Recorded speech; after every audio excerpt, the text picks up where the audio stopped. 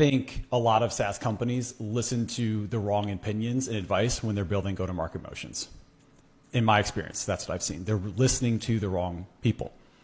They listen to their VCs, their investors, their advisor at a Series D company who's trying to tell them how to build a go-to-market motion, and meanwhile, I work at a seed stage company.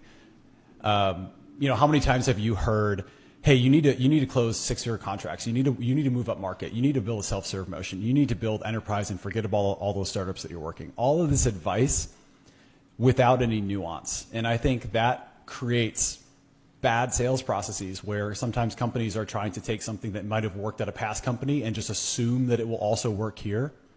Or despite what their sales reps are saying, despite what their prospects are saying, our investors are telling us, hey, we have to raise ACVs by 10 or 15K. So we're going to make some changes very quickly in our sales process to get there.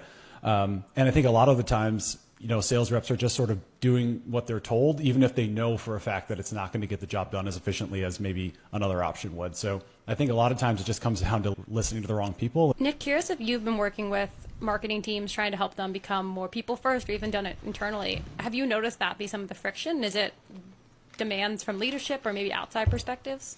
Yeah, I think it's again, going back to like listening to the wrong people. Ultimately, it's like it's that company first mindset where you think like it's very much transactional. You think it's very much about like quantity over quality. It's doing the wrong things because you're trying to run the playbook from what you've done maybe at companies years ago. And what works in 2023, I mean, even like 2 years ago, it's probably like the same things change. Like people say channels are dead all the time, but it's like you just have to figure out how to creatively attack them and figure out how to like triangulate all of these things together. And running that same playbook isn't going to get there. And, you hear all these people. I agree on the LinkedIn side. It's very noisy. And there's so many people that think it's a one size fits all out there. And like you have these leaders and these founders that see an influencer on LinkedIn that's like, oh, this person said I have to go do this, so let's go do it. But they work, kind of like you said, like a Series D company maybe, you're at a seed stage. It's not going to work. And you need to get these founders and executives that work for these companies to understand that it's like, it doesn't work. Like what works for me is not going to work for you.